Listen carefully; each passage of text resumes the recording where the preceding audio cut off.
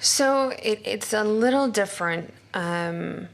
As somebody who was in an abusive relationship, when I had people approach me and tell me that I was in one, I shut it down. I was like, no, it's not a thing. He loves me. It's fine. And I got very, I shut down from everybody that said anything to me. I got defensive. Like that's not a thing.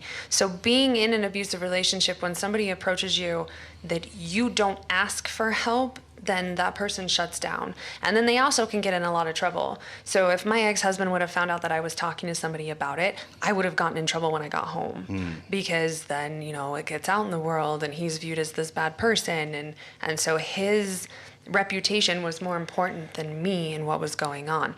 So it was very hard. My sister would try and tell me all the time, and then I actually just stopped talking to my sister because it was easier than dealing with my husband being upset at me. But when somebody, if you can see the situation happening, or you might see the signs, but that person does not, the easiest thing to do is say, hey, if you're having a hard time, I'm here for you when you're ready.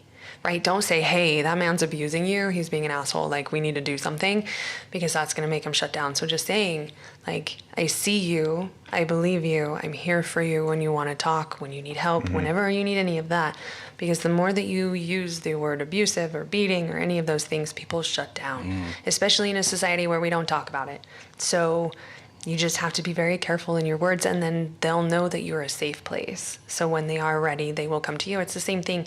You have to make the decision internally to be able to leave. It's not something, I got hit a lot of times and I still stayed.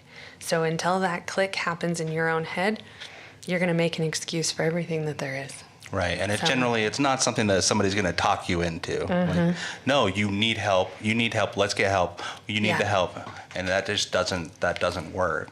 No. Like I appreciate what you said, and I know that that's how it's had to be with me, like with other alcoholics in my life or other people like that I know that are going through a hard time. Is like sometimes the best thing I can do is like say, hey, dude, I love you, and when you're ready to get help, I'm here.